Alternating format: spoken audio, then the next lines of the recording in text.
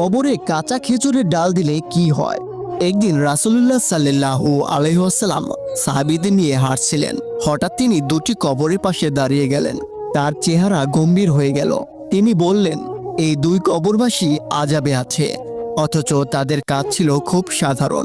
একজন প্রস্রাব করার সময় সাবধানতা অবলম্বন করত না, আর অন্যজন মানুষের মাঝে চগলখড়ি করত। তারপর তিনি একটি কাঁচা খেজুরের ডাল ভেঙে টুকরো করলেন, প্রতিটি কবরের উপর একটি করে গেঁথে দিলেন। তিনি বললেন, আমি আশা করি এই ডাল শুকিয়ে না যাওয়া পর্যন্ত তাদের আযাব হবে।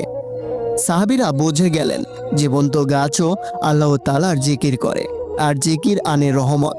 এই ঘটনা আমাদের শেখায়, কোনো ছোট ভুলও কবরের আযাবের কারণ হতে পারে, আর আল্লাহ তাআলার রহমত আসতে পারে ছোট ছোট কাজ থেকেও।